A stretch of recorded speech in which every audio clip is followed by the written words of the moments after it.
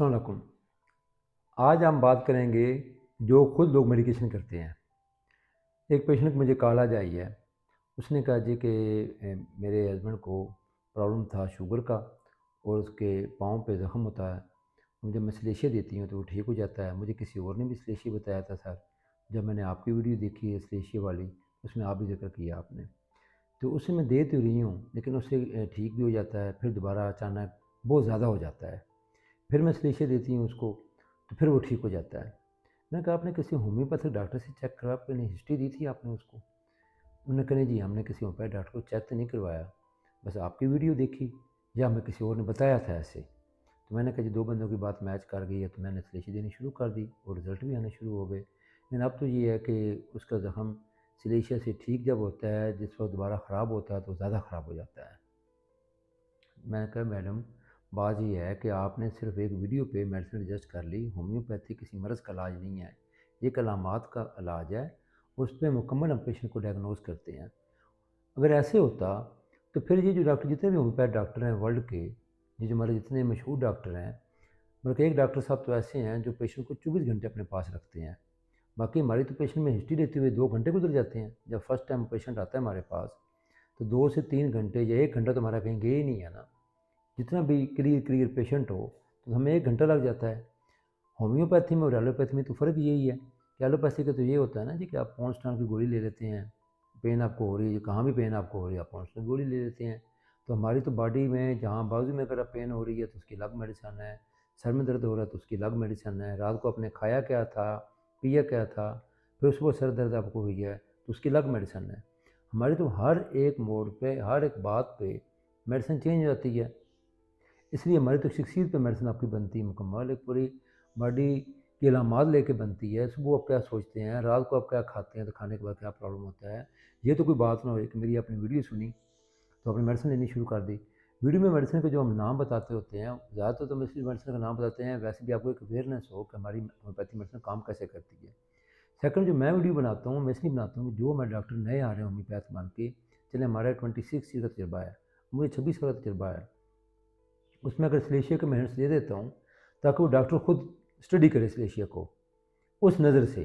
जिस वो स्टडी करेगा स्लेशिया को तो उसके सामने काफ़ी सारी बातें खुलेंगी, तो उसकी स्लेशिया पूरी मेडिसिन निकल पर्सनैलिटी की मेडिसिन मुताबिक निकाल लेगा। यानी एक अलामात पे कि पेशेंट को शुगर है जी, शुगर होने के बाद उसके पाँव में ज़ख्म बनता है, ये इतनी सारी बात मैंने की। उस पर इसने स्टडी शुरू की।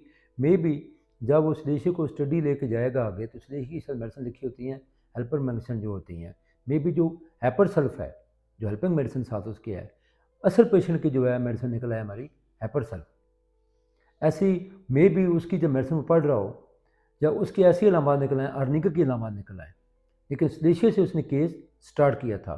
ऐसे हमारे पास जैसे एक पेशेंट आता है, जिस वक्त दरमियान में पहुंचता है तो बेलाडोना का पेशेंट निकल आता है।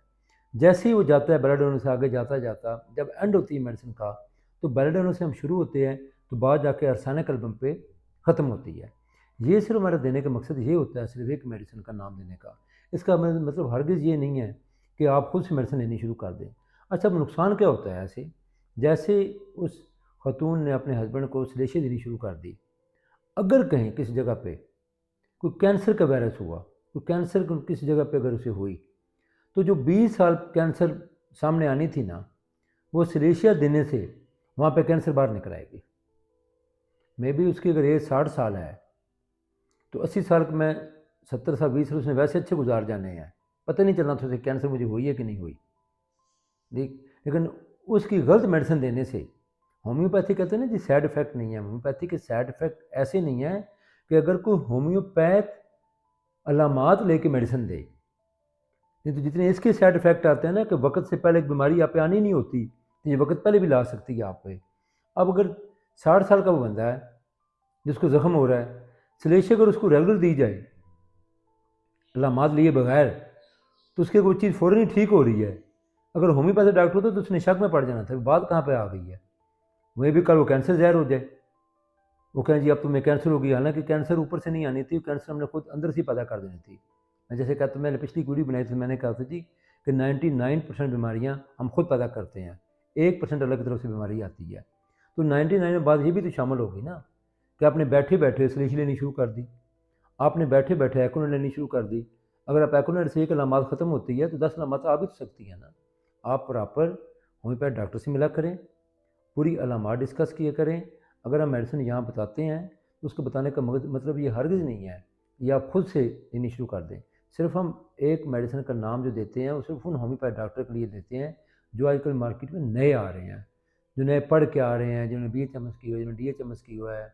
वो सोचते रहते हैं, हमारी वीडियो देखते हैं, उससे फ़ायदा उठा लेते हैं। हम अपने पेशेंट की जो हिस्ट्री है उनसे शेयर करते हैं कि हमारा पेशेंट ऐसा था, फिर ऑनलाइन हमें कॉल करते हैं, हम उनको बताते हैं कि अपने केस टेकिंग कैसे करनी है। उसमें केस टेकिंग समझा के फिर हम मेडिसिन उनको लिखवा देते हैं कि अब इस तरीके से अपना काम चलाएं, ताकि एक सदका जारिया हो।